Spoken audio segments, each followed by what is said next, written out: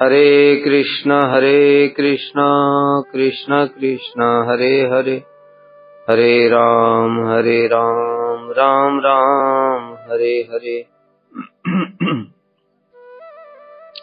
श्री बृहद भागवतामृतम द्वितीय खंड प्रथम अध्याय वैराग्यम। हम लोगों ने सुना गोप कुमार को उस राज्य में वैराग्य हो गया।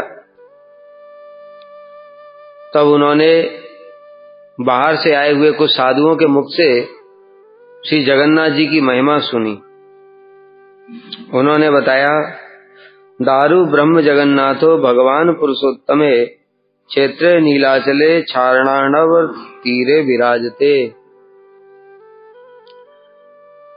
भगवान पुरुषोत्तम श्री जगन्नाथ जी दारु ब्रह्म के रूप में नीलाचल क्षेत्र में लवण समुद्र के निकट तीर पर विराजमान रहे हैं। और उनकी क्या महिमा है। महाविभूतिमान राज्यम उत्कलम पालयन स्वयं व्यंजयन निज महात्म्यम सदा सेवक वत्सलः। ये जगन्नाथ जी की महिमा बता रहे हैं। महाविभूतिमान, बड़े विभूतिशाली हैं, ऐश्वर्यशाली हैं। यह देखते हैं ना जगन्नाथ जी का हर महीने में कुछ न कुछ उनका उत्सव चलता रहता है। बड़े बड़े विशाल विशाल उत्सव करते हैं। और सबसे उत्सवों का भी राजा जगन्नाथ रथ यात्रा। महाविशाल जगन्नाथ जी का विग्रह स्वयं चल करके जगन्नाथ जी विशाल विभूतिमान रथ के ऊपर में विराजमान होते हैं। सेवक उनके रथ खींचते हैं। पूरे ऐश्वर्य के साथ में जगन्नाथ जी यात्रा करते हैं। लाखों लाखों लोग उनके दर्शन के लिए आते हैं। इतना विशाल रथ और किसी का भी नहीं है कहीं पर। तो इसलिए बड़े विभूतिशाली हैं और स्वयं उत्कल राज्य का पालन करते हैं। कल हम लोगों ने सुना था कि यहाँ पर जो भी राजा होते हैं वो राजा जगन्नाथ जी से जब अपने मन की बात भी बोलते हैं तो जगन्नाथ जी उसको सुनते हैं। जैसा कल सुना था कि राजा पुरुषोत्तम देव ने जगन्नाथ जी को कहा, मैं तो आपके लिए युद्ध करने लग गया था, इसने आपका अपमान किया, मेरा अपमान थोड़ी किया, तो फिर आपने हमारी सहायता क्यों नहीं की। तो जगन्नाथ जी ने कहा, तुमने मुझे पहले बताया ही नहीं, परमिशन नहीं लिया। मतलब यहाँ पर जो भी राजकाज का भी कार्य है वो सब भी जगन्नाथ जी की परमिशन से होते हैं। राजा ठाकुर जी से पहले परमिशन लेते हैं और जब परमिशन लेकर के फिर युद्ध के लिए गए तो जगन्नाथ और बलदेव दोनों आगे आगे सेना के चल दिए। एक काले घोड़े पर विराजमान, एक सफेद घोड़े पर विराजमान। मार्ग में उनको प्यास लगी।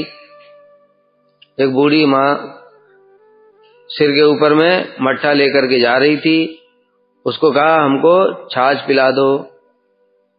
तो उन्होंने कहा कि पहले पैसा दो। उन्होंने कहा, देखो हम राजा के सैनिक हैं, पैसा तो राजा देगा। तो उन्होंने कहा कि राजा को कैसे विश्वास होगा कि तुम सैनिक छाछ पी करके गए हो, कुछ निशानी तो दो। तो उन्होंने अपनी अंगूठी उतार के दे दी और कहा कि ये राजा को दिखा देना। और पी करके चले गए और पीछे से राजा आया तो राजा को जब उसने अंगूठी दिखाई तो राजा आश्चर्य में पड़ गया। सोचने लगा, ये अंगूठी तो मैंने जगन्नाथ और बलदेव को पहनाया था। इसका मतलब स्वयं जगन्नाथ जी ही युद्ध करने के लिए चले गए हैं। साक्षात रूप में विराजमान होकर के जगन्नाथ और बलदेव युद्ध करने के लिए घोड़े पर सवार होकर के चले गए। मतलब क्या, राज्य की सीमाओं की रक्षा स्वयं जगन्नाथ जी करते हैं, स्वयं उत्कल देश का पालन करते हैं। सेवक वत्सल कैसे हैं ये भी हम लोगों ने सुना था। रामानुजाचार्य जी यहाँ पर आ गए। दक्षिण भारत के वैष्णव ब्राह्मण बड़े शुद्धि अशुद्धि का बड़ा विचार करते हैं। ऊपर वस्त्र भी नहीं होना चाहिए ठाकुर जी को सेवा करते समय, केवल उत्तरीय वस्त्र पहनकर ही ठाकुर जी की सेवा होती है।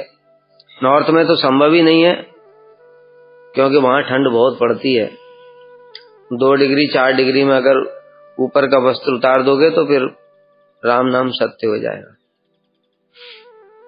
दक्षिण भारत में इतनी सर्दी नहीं होती है, तो यहाँ से कोई जाते हैं कुर्ता उर्ता पहन करके जाते हैं, तो वहां मध्वाचार्य के यहाँ पर उतरवा देते हैं कुर्ता, और उत्तरी वस्त्र पहनकर ही उनको प्रणाम किया जाता है। इस प्रकार से उनका बड़ा नियम है। शुद्धि अशुद्धि का भी बड़ा विचार है। तो रामानुजाचार्य जी आए, उन्होंने पंडों के ऊपर भी नियम लगाने शुरू कर दिए। पंडों ने शिकायत कर दी जगन्नाथ जी से कि प्रभु हमसे ऐसे सेवा और नहीं हो पाएगी, आप देख लो। बस रामानुजाचार्य जी सोए थे जगन्नाथपुरी में, उठे कुर्मांचल में। सवेरे जब देखा उठ करके, देखा पुरी में नहीं है, सामने कूर्मदेव का मंदिर है, और जो कूर्मदेव हैं वो शिव जी के जैसे लिंग लग रहे थे। अब रामानुजाचार्य जी बड़े दुखी हो गए कि प्रभु अगर दंड ही देना था तो यहाँ शिव मंदिर में क्यों भेज दिया। तब भगवान ने कहा, रामानुज ठीक से देखो, ये कूर्मदेव है, तो जो कूर्म उनकी पूजा करो। तो रामानुजाचार्य जी ने फिर वो कूर्मदेव की पूजा करी। तो इस प्रकार से सेवक वत्सल है। अगर सेवक लोग शिकायत कर देते हैं तो जगन्नाथ जी तुरंत कंप्लेंट को सुनते हैं। पंडे यहाँ पर रहते थे, उनके घर में समुद्र घुस जाता था, समुद्र का पानी। पंडों ने शिकायत कर दी, प्रभु हम कहाँ जाएं, ये समुद्र का पानी यहाँ पर आ जाता है हमारे घरों में। जगन्नाथ जी ने कहा ठीक है, चिंता मत करो। हनुमान जी को बुलाया, कहते बैठ जाओ यहाँ पे, और यहाँ बैठ करके समुद्र की ओर देखते रहना। ये बिल्कुल आगे नहीं बढ़ना चाहिए, सीमा का उल्लंघन करे तो तुम इसको दंड देना। बस थोड़ा सा समुद्र की लहरें थोड़ी भी आगे बढ़ती, एक ओंकार मारते हनुमान जी, समुद्र पीछे, बिल्कुल बढ़ने की हिम्मत नहीं। किंतु बीच बीच में समुद्र हनुमान जी गायब हो जाते थे, कहीं चले जाते। अभी पंडों ने देखा कि बीच बीच में वैसे तो ठीक चलता है, पर ये बीच बीच में कहीं चले जाते हैं हनुमान जी, और जब ये चले जाते हैं समुद्र फिर आ जाता है। फिर पंडों ने शिकायत कर दी हनुमान जी की भी, समुद्र के साथ हनुमान जी की भी शिकायत कर दी। तो जगन्नाथ जी ने बिठाया हनुमान जी को, और पैरों में बेड़ियां डाल दी, वही बेड़ी हनुमान, और कहा यहीं बैठो, तुम्हें जो चाहिए यहीं मिलेगा, किंतु यहाँ से कहीं जाने की जरूरत नहीं। तो इतना सेवक वत्सल है, जो जो सेवक लोग कहेंगे वो सब जगन्नाथ जी पूरी बात उनकी सुनते हैं, मानते हैं, और अपने सेवकों का कोई भी दोष भी नहीं देखते। पंडे लोग लड़ाई झगड़ा भी करते हैं, और बताया पान मसाला इत्यादि खा करके भी सेवा करते हैं। जगन्नाथ जी को कोई टेंशन नहीं, खिलाते रहो तुम बस सारे दिन। इसलिए कह रहे सेवक वत्सल होने के कारण, और अपनी महिमा का स्वयं प्रकाश करते हैं। देखा ये सब जितनी बातें बताई उसमें जगन्नाथ जी की स्वयं की महिमा है ना। फिर जब गए राजा के पास में, और राजा के राज्य विद्यानगर, और उसको राजा को भी बंदी बना लिया, गणेश जी को भी बंदी बना लिया, सबको बंदी बना लिया। इस प्रकार से अपनी महिमा का स्वयं प्रकाश करते हैं। कैसे भक्त वत्सल हैं जगन्नाथ जी, बहुत सारी लीलाएं हैं उनकी। एक समय यहाँ पर एक मुस्लिम राजा आया, उसने एक देवदासी से जबरदस्ती विवाह कर लिया, उनकी संतान हुई, उसका नाम था सालवे। अब उसकी माँ, वो तो देवदासी थी, जगन्नाथ जी के सामने नृत्य कीर्तन करती जगन्नाथ जी की प्रसन्नता के लिए। तो बचपन से ही उनको जगन्नाथ जी की महिमा सुनाया करती थी सालवे को बड़ा आनंद होता था जगन्नाथ जी की महिमा सुन करके, और उनके मन में बार बार इच्छा होती थी। तो एक बार वो फिर जगन्नाथपुरी आए, लेकिन मुसलमान के पुत्र हैं, पिता तो मुसलमान है, और जो हिंदुओं के अतिरिक्त अन्य किसी का भी प्रवेश मंदिर में वर्जित है। अब वहां पर साल बेगाए, उनको अंदर प्रवेश नहीं करने दिया गया। तो वहीं बाहर ही बैठ करके जगन्नाथ जी की बड़ी सुंदर सुंदर महिमा स्तुति गान करने लगे। ठाकुर जी भीतर से बाहर आ गए, स्वयं ही बाहर प्रकट हो गए, पतित पावन प्रभु के रूप। जगन्नाथ जी पतित पावन के दर्शन करके जगन्नाथ जी के दर्शन का फल मिलता, तो अपनी महिमा स्वयं प्रकाशित करते रहते, विचित्र विचित्र लीलाएं करते। इतना जगन्नाथ जी की लीला सुनने को मिलती है, इतना और किसी की नहीं मिलती। एक बार एक भक्त थे, उनके साथ में जगन्नाथ जी का बंधु बांधव दोस्ती थी। अब उन्होंने कहा कि तुम जगन्नाथपुरी आना, इनवाइट कर दिया। कहते हम रहेंगे कहाँ, खाएंगे क्या, चिंता मत करो, मैं हूं ना। वहां पे जगन्नाथपुरी में आकर करके बोल देना कि हमारे बंधु हैं यहाँ, बस और कुछ करने की जरूरत। अब वो अपने पूरे परिवार के साथ में आ गए जगन्नाथपुरी। अब यहाँ पर क्या करें, कुछ भी नहीं है, रात हो गई। अब बंधु को बुला रहे कि बंधु तुम कहाँ हो? हम तो आ गए, हमारे रहने खाने की व्यवस्था, भूख लगी है बड़ी जोर की। तो जगन्नाथ जी अपना खुद का प्लेट लेकर के आ गए और उसमें खाना इत्यादि दे दिया। और सोने की प्लेट थी वो। अब प्लेट लेकर के और उसने प्रसाद वसाद पाया, और सवेरे जब भोग लगने का टाइम तो प्लेट नहीं, ढूंढते ढूंढते पता इनके पास में मिली प्लेट। इनको उठा करके जेल में डाल दिया कि जगन्नाथ जी का प्लेट चोरी कर लिया। तो शिकायत करने लगे, बंधु कह रहे तुम कैसे बंधु हो, तुमने तो हमको जेल में पहुंचा दिया। तो जगन्नाथ जी ने राजा को और पंडों को फिर आदेश दिया, कहता अरे ये मेरा बंधु है, तुमने इसको जेल में डाल दिया, इससे माफी मांगो। तो ऐसे करके जगन्नाथ जी अपनी भी महिमा प्रकाशित करते हैं और अपने भक्तों की भी महिमा प्रकाशित करते हैं। ऐसे कितनी लीलाएं हैं, बहुत लीलाएं। बीच बीच में गीत गोविंद सुनने के लिए, इतना प्रिय गीत गोविंद सुनने के लिए चले जाते। एक समय मंदिर खोला और लेट हो गए, तो जगन्नाथ जी वहां से भागे तो कांटों में फंस गए, कपड़े फट गए। यहां आकर के देखा राजा को पता चला कि जगन्नाथ जी के कपड़े फटे हुए। उन्होंने कहा इतना सारा हम नए नए कपड़े ठाकुर जी को देते हैं, कपड़ा फटा पहनाते हैं ये सेवक लोग। तो फिर उनको राजा को स्वप्न दिया जगन्नाथ जी ने। कहते हैं नहीं देखो, मैं गीत गोविंद सुनने के लिए जाता हूँ। तो तब से ठाकुर जी को मंदिर में ही गीत गोविंद सुनाने लगे। और ठाकुर जी के जो भीतर एक वस्त्र पहनाते उसमें पूरा गीत गोविंद लिखा होता है। इस प्रकार से कैसे सेवक वत्सल है पुंडरीक विद्यानिधि, यद्यपि उनके द्वारा कभी भी अपराध संभव नहीं है। पुंडरीक विद्यानिधि वृषभानु महाराज हैं, राधा जी के भी पिताजी हैं। जब यहाँ पर आए और अभी ओढ़न षष्ठी होती है, तो उस समय जगन्नाथ जी को मांड वाला वस्त्र पहनाते हैं। तो उन्होंने कहा अरे ये जगन्नाथ जी के सेवक ठाकुर जी को ऐसा मांड वाला वस्त्र पहनाते हैं, वो तो अपवित्र माना जाता है। और बस उसके बाद में गए घर, और घर जाकर के सोए। तो रात में जगन्नाथ और बलदेव आ गए और उनके इधर से एक गाल पे घूंसा मारता है, दूसरा उधर गाल पे घूंसा मारता है, धनाधन घूंसे लगाए। कहते मेरे सेवकों का दोष देखता है। सवेरे उठे देखा दोनों गाल सूजे हुए।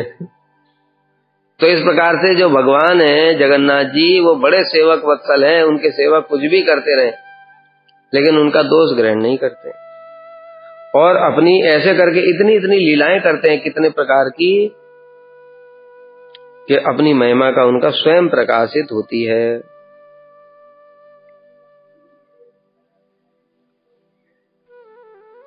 और क्या बता रहे हैं, तत्व यामल में वर्णन है, उनकी आज्ञा रूप विधि के द्वारा ही उत्कल राज्य का पालन होता है। बताए ना, कुछ भी होगा पहले जगन्नाथ जी से परमिशन लेनी पड़ेगी। जगन्नाथ जी की रथ यात्रा के समय राजा स्वयं आकर के झाड़ू लगाएंगे, तब जगन्नाथ जी चलते हैं।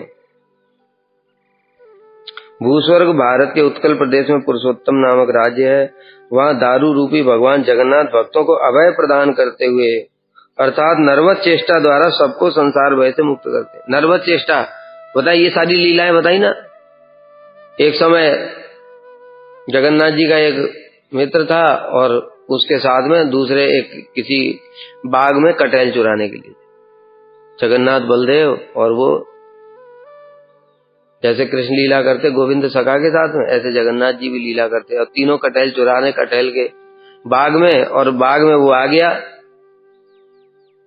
मालिक, और जगन्नाथ बलदेव तो भाग गए। वो बेचारा पकड़ा गया तो उसको पिटाई कर दिया, जेल में डाल दिया। तो जगन्नाथ जी कह रहे, अरे ये मेरा बंधु है, तुमने इसको जेल में डाल दिया। ऐसे करके नरवत लीला किया करते हैं पूरा जगन्नाथ जी। इसके द्वारा उनका अपना महात्म्य और दीन वत्सलता इत्यादि गुण सूचित होते हैं।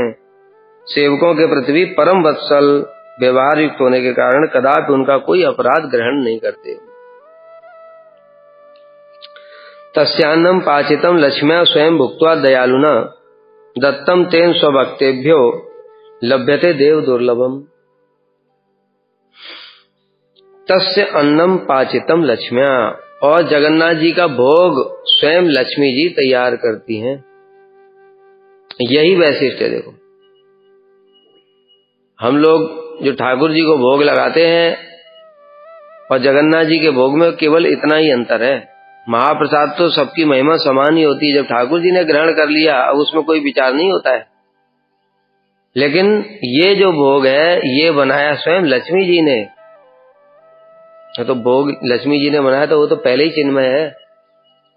लक्ष्मी जी कोई जड़ वस्तु नहीं देंगी भगवान को, ठीक है।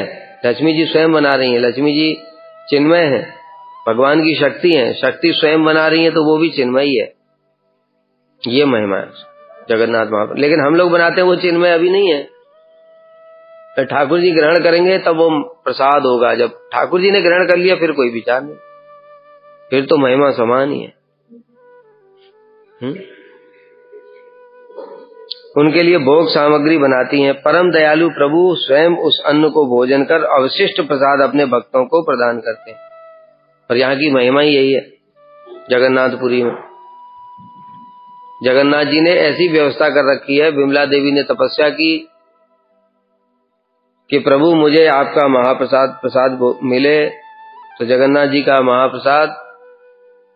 प्रसाद ठाकुर जी ग्रहण करते हैं, प्रसाद भक्त ग्रहण कर लेते हैं, महाप्रसाद। तो जगन्नाथ जी का प्रसाद विमला देवी को भोग लगता है, महाप्रसाद हो जाता है। उसके पश्चात में ठाकुर जी ने ऐसी व्यवस्था की कि सारे जगत के लोगों के लिए भी लक्ष्मी जी द्वारा बनाया हुआ, जगन्नाथ जी द्वारा ग्रहण किया हुआ, फिर विमला देवी द्वारा ग्रहण किया महाप्रसाद सबके लिए वितरण होता है। इसलिए महाप्रसाद की बहुत बहुत महिमा है। ये स्पेशल महिमा है। तो परम दयालु प्रभु स्वयं उसको भोजन करके अपने भक्तों को भी प्रदान कर देते हैं। वह प्रसाद देवताओं के लिए भी परम दुर्लभ है। जिनकी कृपा से देव दुर्लभ महाप्रसाद लोगों को प्राप्त होता है, वह प्रसाद किस प्रकार का है? परमेश्वरी श्री लक्ष्मी देवी, पता है ना, भगवती स्वरूप शक्ति है उनकी लक्ष्मी जी स्वयं उसको बनाती हैं। और करुणा में प्रभु उस अन्न को भोजन कर अपने भक्तों को उसका अवशिष्ट प्रदान करते। ये हमको नहीं दिखाई देता है, किंतु इस बात को समझना पड़ेगा। जैसे जगन्नाथ जी हमको खाते हुए नहीं दिख रहे हैं, उसी प्रकार से लक्ष्मी जी बनाते हुए नहीं दिख रही हैं। लेकिन शास्त्र में वर्णन है, शास्त्र की बात को ही समझना पड़ेगा।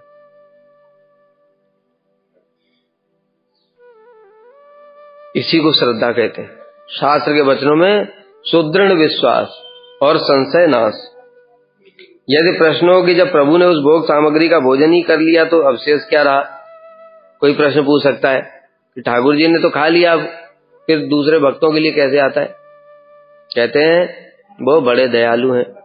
उन्होंने विमला देवी को वचन ही यही दिया था, वरदान, कि मेरा महाप्रसाद जगत के लिए भी उपलब्ध होगा। और विशेष रूप से यहाँ पर महाप्रसाद की और भी महिमा है, क्योंकि इंद्रद्युम्न महाराज ने कहा कि प्रभु आप भक्तों को अधिक से अधिक दर्शन प्रदान करें।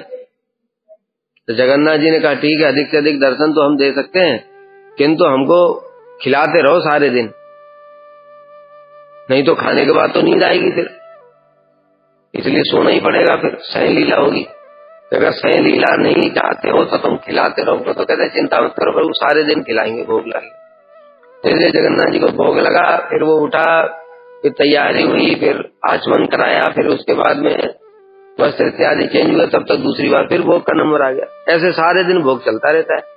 और जो सारे दिन भोग चलता है तो ठाकुर जी सारा प्रसाद फिर जगत के लिए दे देते हैं, पूरा का पूरा। हमको दिखाई नहीं देता, किंतु जैसे बताया गिरिराज जी ने 56 भोग पूरे ब्रजवासियों के ग्रहण किए और उसके बाद अपनी शक्ति से फिर सारे के सारे उनको वापस भी कर दिए। पहले जो ग्रहण किया वो भोग, अब जो ठाकुर जी ने वापस किया वो प्रसाद। इसी प्रकार से माधवेंद्रपुरी की भी बात भी बताई। माधवेंद्रपुरी के समय में उन्होंने श्रीनाथ जी को भोग लगाया, कितना विशाल अन्नकूट बनाया था। 7 ब्राह्मण केवल रोटियां बना रहे हैं, 11 ब्राह्मण अन्य इत्यादि अन्य पकवान बना रहे हैं, ऐसे करके कितने ब्राह्मणों को सेवा में लगाया, कितना विशाल अन्नकूट। और उसके बाद श्रीनाथ जी ने पूरा अन्नकूट को ग्रहण कर लिया। ठाकुर जी बड़े प्रसन्न हो गए। तब माधवेंद्रपुरी ने प्रार्थना की, प्रभु ये जगत के लोगों के लिए भी कुछ दे दो। तो ठाकुर जी प्रसन्न होकर के तथास्तु बोला और सारा का सारा फिर वैसे के वैसे ही भर गया। जगन्नाथ जी के महाप्रसाद की बड़ी दिव्य महिमा है, पर जड़ बुद्धि से ये सब समझ नहीं आता है। महाराज से एक बार कथा में हमने सुना था कि ये अंग्रेज लोग ऐसे एक समय जगन्नाथ जी का महाप्रसाद को बंद करने के लिए कोशिश की थी। कहते ठाकुर जी खाते हैं, इसको बात का प्रमाण देना पड़ेगा। तो पंडों ने ठाकुर जी को जाके बोल दिया कि देख लो प्रभु ये प्रमाण मांग रहे हैं, अब अपने आप खुद अपने व्यवस्था कर लो, नहीं तो ये बंद कर देंगे, खाना पीना सब आपका। अंग्रेजों का शासन था, तो प्रमाण देना पड़ेगा कि ठाकुर जी खाते हैं। तो 1-1 किलो के लड्डू बना बना करके ठाकुर जी को भेजे गए भोग में। मान लो 50 लड्डू। और उन्होंने कहा अंग्रेजों ने कि लड्डू का साइज कम नहीं होना चाहिए और खाया है ये भी प्रमाण देना है, वेट भी कम नहीं, समझ गए, खाया इसका प्रमाण भी देना है और लड्डू का साइज भी कम नहीं होना चाहिए। पंडों ने जाकर के बोल दिया ठाकुर जी लो अब अपने आप व्यवस्था कर लो। जब लौट करके आया तो 1-1 किलो के जो लड्डू थे उनका वेट किया गया, कोई 900 ग्राम का है, कोई 950 ग्राम का है, कोई 800 ग्राम का है और साइज उतना ही है। किंतु तब उसके बाद में अंग्रेजों को मानना पड़ा कि जगन्नाथ जी ग्रहण करते हैं। इसलिए जगन्नाथ जी का बड़ा अद्भुत लीला है और उनके महाप्रसाद की भी ऐसी लीला है। अब ये महाप्रसाद चिन्मय है। अब बताए ना कि लड्डुओं का साइज भी बदला नहीं, वेट भी चेंज हो गया, ये हमको कैसे बुद्धि से समझ में आएगा।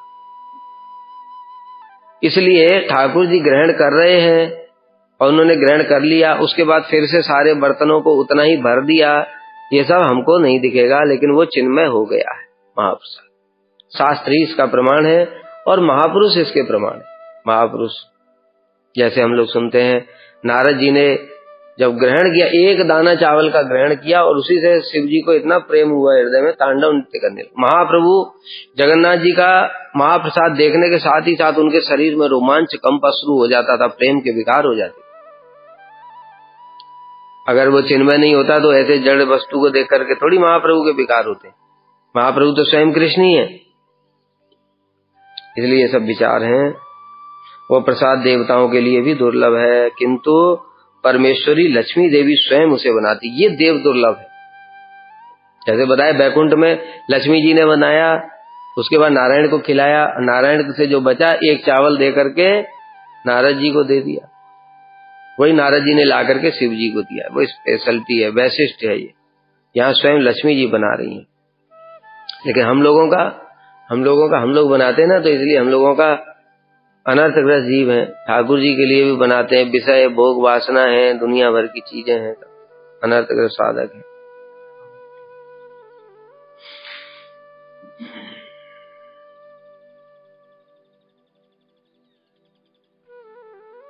करुणा में प्रभु उस अन्न को भोजन कर अपने भक्तों को उसका अवशिष्ट प्रदान कर देते हैं। यदि प्रश्न हो कि जब प्रभु ने उस भोग सामग्री का भोजन कर ही लिया तो अवशेष क्या बचा, उसका उत्तर हमने बता ही दिया कि वो ग्रहण कर लेते हैं, किंतु भक्तों पर कृपा करने के लिए फिर से उसको सारा पूर्ण कर देते हैं। परम दयालु स्वभाव होने के कारण अपने सेवकों को सुख प्रदान करने के लिए प्रभु अपने खाए हुए भोजन का कुछ कुछ अवशिष्ट रख देते हैं। कुछ कुछ ही रखते हैं वो, वो खा लिया उन्होंने, लेकिन हमारे लिए वो पूर्ण हो गया। ये चिन्मय वस्तु है ना, चिन्मय वस्तु में अपनी बुद्धि कैसे चलेगी? उसमें से कुछ भी निकलने से भी पूरा रहता है। पूर्ण वस्तु और अपूर्ण वस्तु में क्या अंतर है? पूर्ण वस्तु से कुछ भी अंश निकाला तो भी पूर्ण है, लेकिन अपूर्ण वस्तु से लकड़ी से एक टुकड़ा काट लिया तो लकड़ी कम हो गई, और दूसरा टुकड़ा काट लिया तो और कम हो गई, यह अपूर्ण वस्तु। लेकिन चिन्मय वस्तुओं को ग्रहण करने की हमारी शक्ति नहीं है, हमारी जड़ इंद्रियां हैं, इसलिए हमको जड़त्व तो दिखाई देता है। हमको भी वही दिखाई देता है, महाप्रसाद कम हो रहा है। लेकिन इसके भी अनेक सारे प्रमाण हैं कि चिन्मय वस्तु कम नहीं होती कभी। इसका प्रमाण है राधा कुंड। वहां पर अकबर अपनी सेना को लेकर के गया और दो छोटे से कुंड थे, राधा कुंड और श्याम कुंड। दिखाई दे रहा थोड़ा सा गड्ढा है, उसमें थोड़ा सा पानी भरा हुआ है। रघुनाथ दास गोस्वामी से पूछा, बाबा यहाँ पर कोई बड़ा विशाल जलाशय है जिसमें हमारे सेना पूरी पानी, अभी सेना में हाथी घोड़े कितने सारे हैं, और हाथी पानी पिएगा, घोड़े पानी पिएंगे, थोड़ा थोड़ा पिएंगे, कितना विशाल, फिर सैनिक भी पिएंगे, लाखों की सेना है, कहाँ पिएंगे इतना विशाल जलाशय? तो उन्होंने कहा ये राधा कुंड में पी लो। तो उन्होंने कहा बाबा ये तो छोटा सा ही है। कहते पियो तो सही, सारी सेना ने पानी पी लिया, पानी उतना ही है, तो चिन्मय जल है, तो कभी घटता बढ़ता नहीं है। लेकिन हमारी जड़ इंद्रियों के द्वारा वो जब हमको दिखता है तो दिखता है घट रहा है। ऐसा हमारे इंद्रियों में जड़त्व के कारण जड़ ही दर्शन होता है। अभी आगे सुनेंगे ये सब बातें और भी। अथवा वे संपूर्ण भोजन कर भक्तों के सुख के लिए, यानी ये देखो जो अभी बताया, प्रभु अपने खाए हुए भोजन का कुछ कुछ अवशिष्ट रख देते हैं, कुछ कुछ अवशिष्ट में वो लड्डू वाली कथा आ गई। ठीक है, तुम्हारे सामने वो पूरा लड्डू है, लेकिन उसमें से कुछ कुछ खा लिया है और कुछ कुछ रख दिया। दूसरा, अथवा वे संपूर्ण भोजन कर भक्तों के सुख के लिए पुनः पहले की तरह परिपूर्ण कर देते हैं। बंडे अगर ले जाएंगे पूरा भर करके और उसमें से आधा आएगा वापस, तो फिर पंडे भोग नहीं लगाएंगे अगले दिन। कहते इतना लॉस कौन सहन करेगा भाई? जगन्नाथ जी तुम खा जाते हो, है ना, हलालनाथ की कथा, हाथ पकड़ लिया कि तुम ही सब खा जाओगे तो हम क्या करेंगे? इसी तरीके से भगवान को पता है कली के जीव हैं, इसलिए पूरा ही भर देते हैं, पूरा ग्रहण करके फिर पूरा फुल कर देते हैं कि लो मौज करो तुम। महाप्रसाद संज्ञंच तत्पृष्ठम येन केनचित् यत्र कुत्रापि वा नीतिम विचारेण भुज्यते। महाप्रसाद संज्ञस्य, इस प्रभु के इस प्रसाद का नाम ही महाप्रसाद है, इसकी बड़ी महिमा है।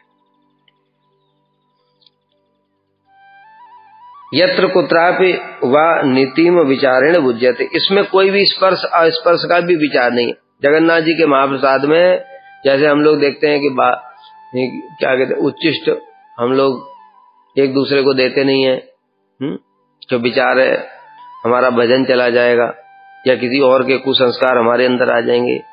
लेकिन महाप्रसाद में उस प्रकार का कोई भी विचार नहीं। किसी के हाथ से खाओ, किसी का जूठा भी खा लो, किसी का कुछ भी कर लो, कुछ भी नहीं होगा। उसकी जो महिमा है वो उतनी ही रहती है जगन्नाथ जी की इच्छा से।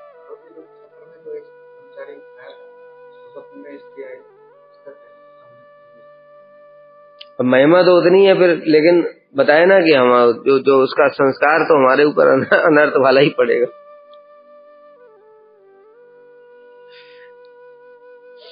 संस्कार तो हमारे ऊपर भी वही पड़ेगा।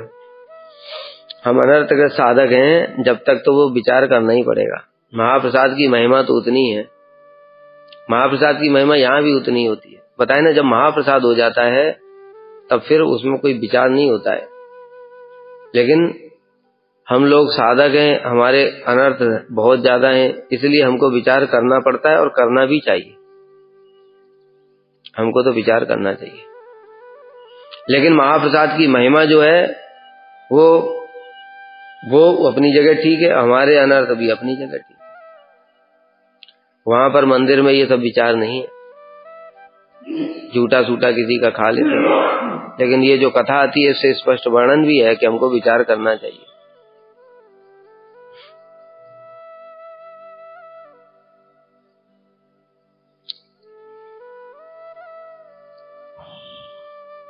कारण यही है, महाप्रसाद में जब तक हमारी जड़ बुद्धि रहेगी तब तक उसका प्रभाव भी वैसा ही रहेगा, चिन्मय होने पर भी।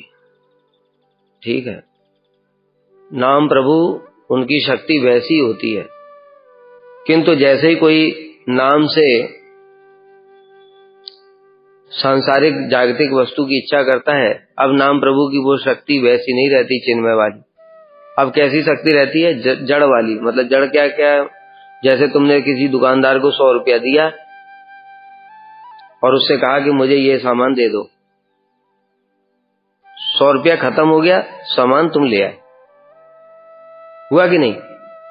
इसी प्रकार से नाम प्रभु तो चिन्मय, नाम और नामी अभिन्न कृष्ण ही है नाम से, और तुमने उनसे मांगा कि मेरा ये रोग ठीक हो जाए, मैं नाम कर रहा हूं, मेरा रोग ठीक हो जाए, रोग ठीक हो गया, खत्म।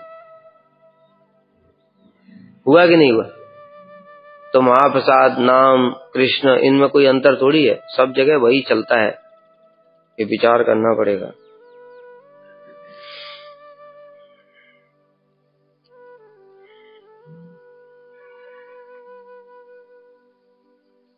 हमारे विचार से तो महाप्रसाद में कहीं पर भी कोई भी भेद नहीं होता। जब ठाकुर जी ने ग्रहण कर लिया उसके बाद में कोई भी भेद नहीं होना चाहिए। भेद अंतर इतना ही है कि लक्ष्मी जी स्वयं बना रही हैं, वो बड़ी विशेष बात है। लक्ष्मी जी स्वयं कुछ विशेष बना रही है तो उसका कुछ वैशिष्ट अधिक तो होगा ही होगा, लेकिन चिन्मयता के दृष्टिकोण से जो हमारा ठाकुर जी ने ग्रहण किया, अगर ग्रहण ही नहीं किया तो अलग बात है, अगर ग्रहण किया है, क्योंकि जो मायावादी लोग हैं उनका ठाकुर जी ग्रहण नहीं करते, वो चिन्मय नहीं है, प्रसाद नहीं है, वो वस्तु ही है केवल। लेकिन जो हमारे गोस्वामियों द्वारा जो विग्रह प्रकाशित किए गए हैं वो विग्रह ग्रहण करते हैं, और ग्रहण करने के बाद में वो प्रसाद भी चिन्मय होता है। और अब प्रसाद में अब दोनों में कोई अंतर नहीं है, चिन्मयता के दृष्टिकोण से शक्ति उतनी ही है। ठीक है, लेकिन फिर वही बात है कि अनधिकारी व्यक्ति को अपने अपने हिसाब से उसका अनुभूति होगी, इसलिए एक ही महाप्रसाद की अनुभूतियां भी अलग अलग होती हैं। प्रभु के इस प्रसाद का नाम महाप्रसाद है। अच्छा, नहीं तो बताओ, अच्छा चलो ये ठीक है, इसका प्रमाण भी देते हैं हम कि देखो अगर ऐसा नहीं होता तो हमने जगन्नाथ जी का महाप्रसाद खा करके पेट क्यों खराब हो जाता है? बताओ बताओ, हमारे शरीर पर उसका क्या रिएक्शन हो रहा है? वो तो महाप्रसाद है, किसी का झूठा सूटा ये वो कुछ भी विचार नहीं है, तो फिर पेट क्यों खराब हुआ? चिन्मय है वो तो, बोलो। क्योंकि हमारा अधिकार जैसा है फिर महाप्रसाद भी वैसा ही प्रभाव डाल रहा है, वो चिन्मय ही है, उसकी महिमा कुछ कम नहीं है, लेकिन अनाधिकारी के हिसाब से तो उसका प्रकाशित ही वैसी होगा। महाप्रसाद अपनी शक्ति का प्रकाश है वैसे ही करेंगे, और उसके प्रारब्ध में किसी ऐसा क्यों होगा? किसी जन्म में उसने महाप्रसाद प्रभु के चरणों में अपराध किया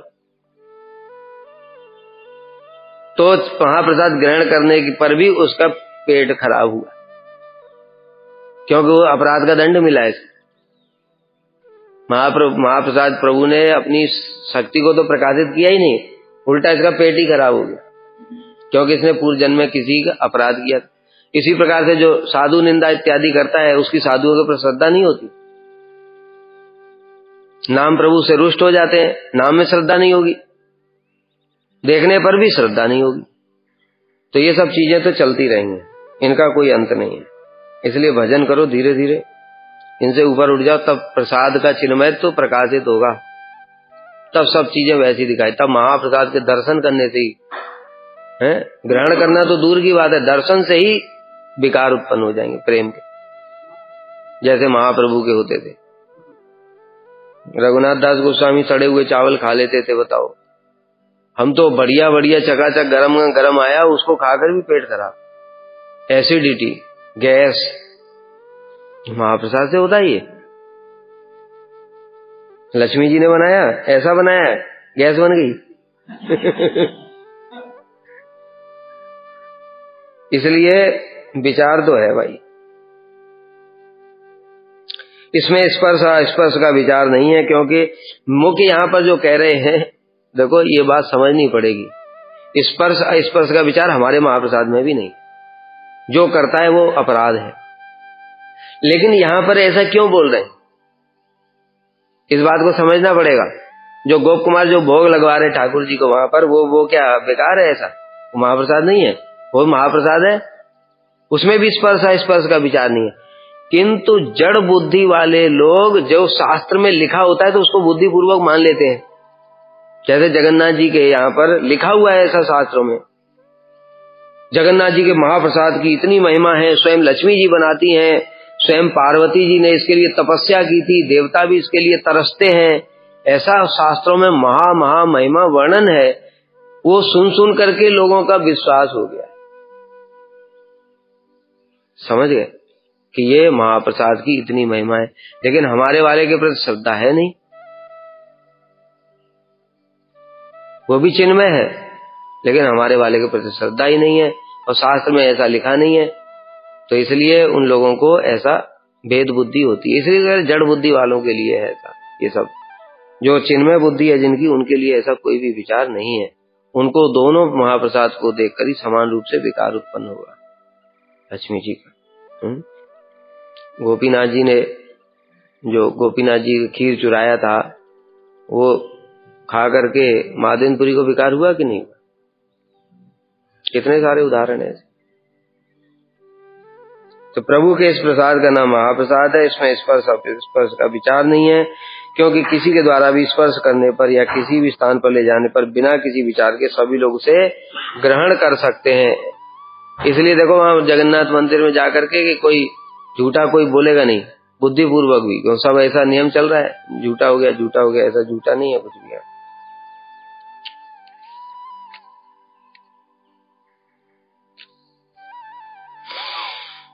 प्रभु के इस प्रसाद का नाम महाप्रसाद है। इसमें प्रभु के अधरामृत का स्पर्श होने के कारण ये देवताओं के लिए भी परम दुर्लभ है। हमारे ठाकुर जी ने खाया वो अधरामृत नहीं है, वो राधा जी ने स्वयं कृष्ण को खिलाया, उसके बाद सखियों ने भी खाया। हम लोग कीर्तन गाते हैं कि नहीं गाते? तो फिर जब विचार करोगे ना रस विचार से, तो जगन्नाथ जी से ज्यादा हमारे महाप्रसाद की महिमा है। हमारा राधा जी ने बनाया, वो लक्ष्मी जी ने बनाया, वो ब्रज का है प्रेम, वो ऐश्वर्य भाव है, द्वारका का प्रेम है। ये अभी हम लोगों की बुद्धि ऐसी है नहीं जो इन सब बातों को समझ पाए, इसलिए अभी ऐसी बात भी नहीं करनी चाहिए, नहीं तो कुछ से कुछ हो जाएगा। हम कुछ बोलेंगे, तुम लोग कुछ और जाके दूसरों को कुछ बोलोगे, और कुछ से कुछ ही हो जाएगा, और वे सारे आरोप मेरे ऊपर ही लगेंगे, उन्होंने ऐसा बोला। लेकिन जब विचार करोगे रस विचार में, तो यही है सत्य, हमारे ब्रज का प्रेम मिलेगा।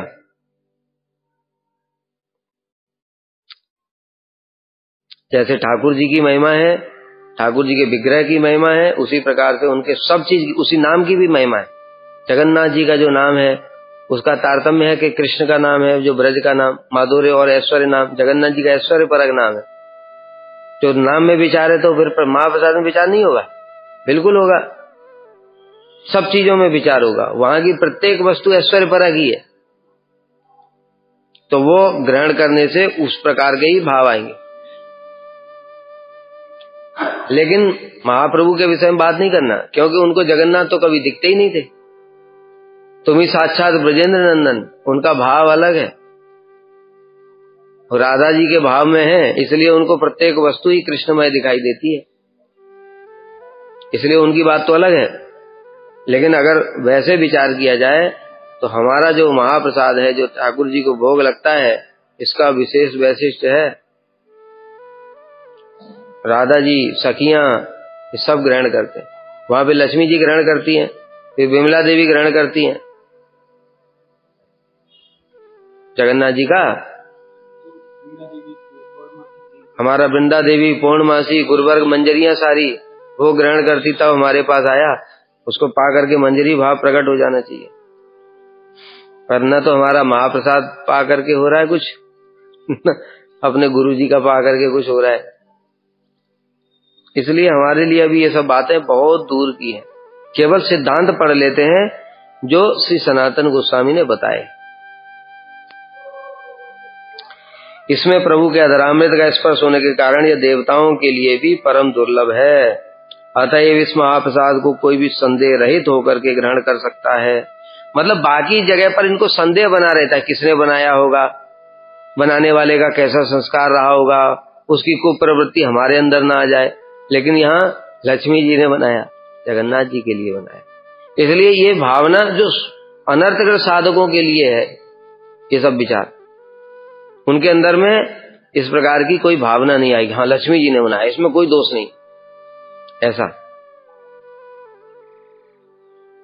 अर्थात अछूत या अनजाने व्यक्ति के द्वारा स्पर्श किए जाने पर भी, कोई भी कुत्ते के मुख से भी गिर जाए तो भी भक्षणीय है, ऐसा महाप्रसाद की महिमा लिखा है शास्त्र में। ऐसा अछूत या, अब देखो यहां पर एक बात समझो, अछूत या अनजाने व्यक्ति के द्वारा स्पर्श किए जाने पर भी इसकी चिन्मयता नष्ट नहीं होती।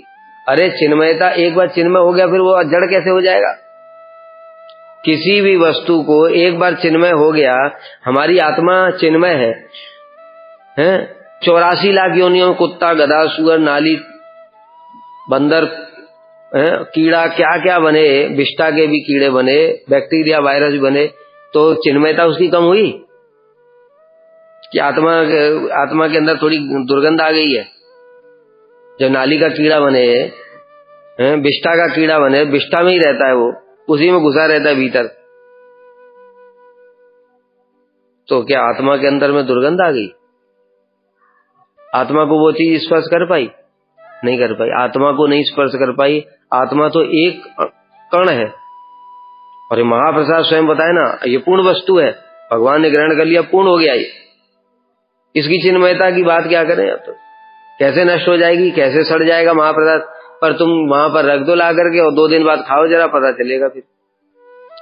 अगर इसमें कोई विचार ही नहीं है तो फिर 2 दिन बाद खाना, जरा देखते हैं कितने जिंदे बचते हैं।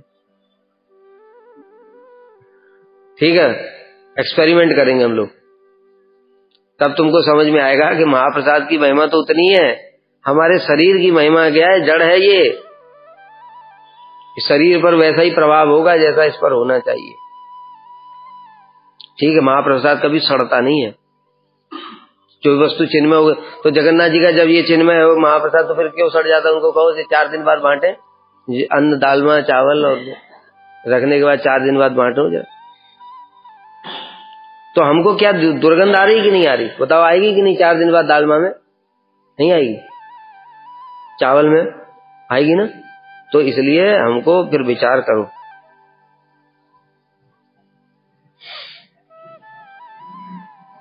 अर्थात अशुद्ध या अनजाने व्यक्तियों के द्वारा भी इसकी जो महिमा बताई है, बस इस कंटेक्स्ट में ही कहा जा रहा है कि गोप कुमार को जो वहां दुख होता था, लोग ऐसे महाप्रसाद होने पर भी उसको कहते थे पता नहीं क्या है, ग्रहण नहीं करते थे, मुंह बनाते थे। लेकिन यहाँ पर कोई मुंह नहीं बनाएगा, क्योंकि शास्त्र में ऐसा वर्णन किया गया है, इसलिए उनको मानना ही पड़ेगा। बस इतनी सी बात है। बाकी सड़ेगा वहां भी, सड़ेगा यहाँ भी, जड़ जीवों के लिए। लेकिन जो चिन्मय है रघुनाथ दास गोस्वामी, वो सड़े हुए चावलों को धो करके खा रहे, उनका पेट कभी सुना नहीं कि खराब हो गया होगा, उनको जो है फूड पॉइजनिंग हो गई होगी, कभी सुना? वो तो रोज ही यही खाते थे। और तो छोड़ो, महाप्रभु ने स्वयं क्या बोला, अरे अकेले अकेले अमृत खा रहा है, मुझे कुछ नहीं दे रहा है। महाप्रभु ने स्वयं उनके हाथ से छीन करके खाया, वो सड़े हुए चावल ही थे। कुछ हुआ? नहीं हुआ। महाप्रभु को अमृत के समान ही लगे, चिन्मय है वो, लेकिन हमको नहीं दिखाई देगा। इसलिए यहां पर जो, अब देखो बात को समझो, जो हम लोग जो किताब भी पढ़ रहे हैं ना, जो किताब भी पढ़ रहे हैं, इसमें भी हमारे अंदर दोष होने के कारण उस शब्दों में भी दोष आ जाता है। जड़ भाषा का मल बोलते हैं इसको। जैसे एग्जाम्पल दे रहा हूं, यहां पर लिखा है इसकी चिन्मयता नष्ट नहीं होती है। अब जो चिन्मय वस्तु है उसके लिए नष्ट शब्द तो प्रयोग ही नहीं करना चाहिए। भक्ति नष्ट हो जाती है अपराध करने से। अरे भक्ति चिन्मय नष्ट कैसे हो जाएगी बताओ? भक्ति स्वरूप शक्ति की वृत्ति है, भक्ति नष्ट कैसे हो सकती चिन्मय वस्तु? लेकिन हम लोग फिर भी बोलते हैं, क्यों? हमारा जड़ भाषा का मल है, हमारे शब्द तो वही है, उनको ही जब अब चिन्मय वस्तुओं में भी लगाते हैं तो जो हमारी जड़ बुद्धि ने जो ग्रहण किया है वही सोचने से कई लोग प्रश्न भी करते, प्रभु आप तो कहते भक्ति तो चिन्मय है, फिर नष्ट कैसे हो गई? अरे वो नष्ट नहीं हो सकती भाई। अब बार बार हम कौन से शब्द प्रयोग करें? जो इस जगत में वही तो करेंगे। एक्चुअली भक्ति अंतर्दान हो जाती है। भक्ति अंतर्दान मतलब क्या? भक्ति क्या है? सेवा वृत्ति है। धीरे धीरे भजन साधन करते करते हमारे हृदय में सेवा वृत्ति प्रकाशित हो रही है। जैसे ही तुमने महत अपराध किया, उस सेवा वृत्ति गायब हो गई, अब फिर भोग वृत्ति जागृत हो गई। इसी को कहते भक्ति नष्ट हो गई। और नष्ट कहाँ हुई? भक्ति तो नष्ट हो ही नहीं सकती। लेकिन जड़ भाषा है ना, तो कुछ भी प्रयोग करोगे। हमारे इस जड़ जगत में किसी का जन्म होता है, कभी ना कभी तो पैदा हुआ। इसलिए कृष्ण के लिए भी फिर वैसे ही सोच रहे थे, अरे जो मान लिया कृष्ण सबके मूल है तो कभी तो पैदा हुए होंगे। यही जड़ भाषा का मल है, क्योंकि हमने इसके अलावा काल देखा ही नहीं, वर्तमान भूत भविष्य देखा, वर्तमान नित्य वर्तमान कभी देखा ही नहीं, तो इसलिए वो बुद्धि आ जाती है। इसलिए ये जीवन भर रहेगा। जब चिन्मय हो जाएगी बुद्धि तब ये बातें समझ में आएंगी।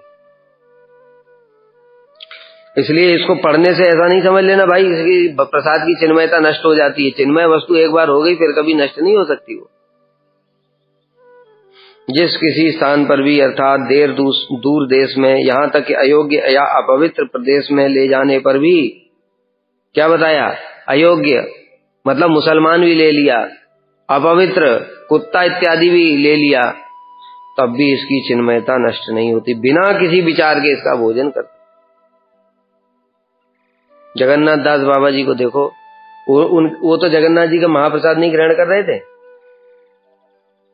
जगन्नाथ दास बाबा जी वो तो जगन्नाथ जी का महाप्रसाद नहीं था, लेकिन उसी में खाते थे कि नहीं?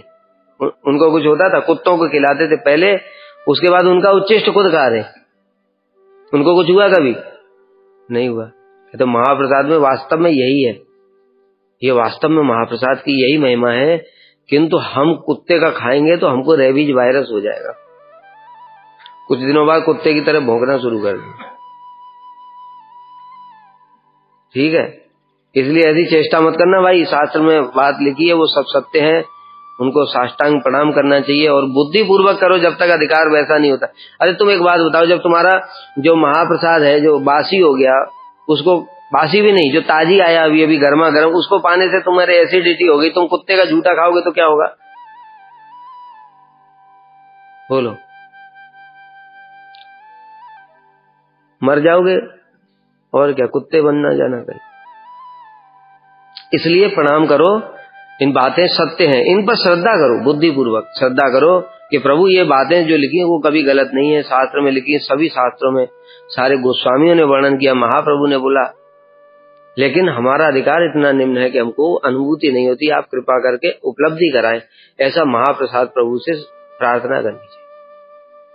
तुम खीर के अंदर में नमक डाल करके खाओ जरा, दूध के अंदर में नमक डाल करके पियो जरा, पॉइजन हो जाएगा वो। ठीक है। और भक्ति सारंग गोसाई महाराज जी खीर, करेला, नमक, सब्जी सब मिला करके खा लेते, कुछ नहीं होता था। बिना किसी विचार का मतलब इसमें शुद्ध अशुद्ध, काल अकाल, स्पर्श अस्पर्श के विचार आदि की कोई आशंका नहीं रहती, इनकी कोई आशंका नहीं है, क्योंकि महाप्रसाद किसी भी कारण से अपना प्रभाव संकुचित नहीं करता। हाँ, ये जरूर हो सकता है कि जैसे जहां पर जगन्नाथ जी ने स्वयं वरदान दिया है कि ये महाप्रसाद, इसका प्रभाव सब समय ऐसा ही रहेगा, ये प्रभाव को संकुचित नहीं करेगा। दूसरे स्थान पर महाप्रसाद प्रभु वो भी चिन्मयी है, लेकिन क्योंकि उन्होंने वरदान नहीं दिया, उन्होंने देखा ये शुद्धि अशुद्धि विचार कर रहा है, अपना प्रभाव संकुचित कर लिया। महाप्रसाद तो चिन्मय है ना, वो जड़ नहीं है। अब चिन्मय का मतलब क्या होता है? वो प्रभु है। अब प्रभु देख रहे हैं, इसकी श्रद्धा है कि नहीं। तो जगन्नाथ जी ने, क्योंकि जगन्नाथपुरी में महाप्रसाद के लिए वरदान दिया है कि इसका प्रभाव कभी संकुचित नहीं होगा, तो इसलिए महाप्रसाद प्रभु देख रहे हैं कि इसकी श्रद्धा नहीं, फिर भी अपने प्रभाव को संकुचित नहीं करते। लेकिन दूसरे स्थानों पर संकुचित कर लेंगे, क्योंकि विशेष वरदान है। ऐसा होता है, ये तो कई जगह पर ऐसी चीजें होती हैं। ये संभव है, क्योंकि महाप्रसाद किसी भी कारण से अपना प्रभाव संकुचित नहीं करता, अर्थात इसका प्रभाव नष्ट नहीं होता। अतएव सभी लोग बिना विचार किए इसे ग्रहण कर सकते हैं। पता है, ग्रहण तो कर लोगे तुम, पर कुत्ते का झूठा है फिर तो तुम्हारे ऊपर क्या होगा वो पता नहीं। बुद्धि से तो ग्रहण कर लिया, लेकिन शरीर पे अपना रिएक्शन अपने अधिकार के अनुसार ही होगा। यह अन्न स्वयं लक्ष्मी जी बनाती हैं और भगवान पुरुषोत्तम उसका भोजन करते हैं। अतः उनके महाप्रसाद के विषय में स्पर्श का विचार करना उचित नहीं है। जिस प्रकार भगवान श्री विष्णु समस्त अवस्था में पूजनीय और वंदनीय है, उसी प्रकार महाप्रसाद भी सभी अवस्थाओं में ग्रहणीय और वंदनीय है। अब फिर बताए सभी अवस्था में, मतलब 4 दिन पुराना हो गया, अभी अवस्था में ग्रहणीय है, दुर्गंध आ रही है, ग्रहण कर लोगे तब पता चलेगा, हॉस्पिटल सीधे। स्कंद पुराण में लिखा है, बासी पूर्णता सूखे तथा दूर देश से लाए हुए महाप्रसाद को ग्रहण करने से भक्ति प्राप्त होती है और अनायासी समस्त पाप दूर हो जाते। भविष्य पुराण में लिखा है, अंत्यज हीन वर्ण यहाँ तक कि सबके द्वारा अस्पर्श वर्ण संकर द्वारा भी, अंत्यज मुस्लिम ईसाई इत्यादि वर्ण संकर, इनके द्वारा स्पर्श होने पर भी महाप्रसाद अपना प्रभाव संकुचित नहीं करता, बल्कि उस महाप्रसाद को पाने से समस्त प्रकार के पाप नष्ट हो जाते हैं। तत्व यामल में लिखा है, राजेंद्र, जिसके स्पर्श से महा अपवित्र भी पवित्र हो जाते हैं, उसमें फिर स्पर्श दोष कहां से आ गया? तो स्पर्श, ये तो महाप्रसाद के लिए भी नहीं लिखा है, ये तो ठाकुर जी के प्रसाद के लिए लिखा है तत्व यामल में। तथा गरुड़ पुराण में भी लिखा है, जो लोग मोक्ष की इच्छा करते हुए समस्त प्रकार के काल नियम अर्थात चांद्रायण व्रतों की व्यवस्था रूप उपवास आदि नियमों का परित्याग कर महाप्रसाद प्राप्त होते ही उसका भोजन करें। मतलब उन्होंने व्रत नियम कर रखा है, मैं चांद्रायण व्रत करूंगा और नहीं खाऊंगा, लेकिन महाप्रसाद अगर आ जाता है उसका सम्मान करने के लिए उसको ग्रहण कर लेना चाहिए, उससे भक्ति होती है। चांद्रायण व्रत से क्या होगा, किस लिए कर रहे? भक्ति के लिए, तो महाप्रसाद से सीधे भक्ति हो रही। इसलिए श्री हरिदास ठाकुर जी जब अस्वस्थ थे तब उन्होंने महाप्रसाद का सम्मान किया, एक दाना ग्रहण कर लिया, उसके बाद का बाकी बाद में हरि नाम पूरा होगा तब पाऊंगा। इसी प्रकार से महाप्रभु ने जब एकादशी को महाप्रसाद लेकर के आए तो फिर उन्होंने कहा कि हम कीर्तन करेंगे, प्रणाम किया उसको, साष्टांग प्रणाम किया, कीर्तन करेंगे। कीर्तन खत्म हुआ, सुबेरे द्वादशी हो गई, पारण कर लिया, एकादशी को नहीं ग्रहण किया। इस प्रकार से महाप्रसाद की महिमा है।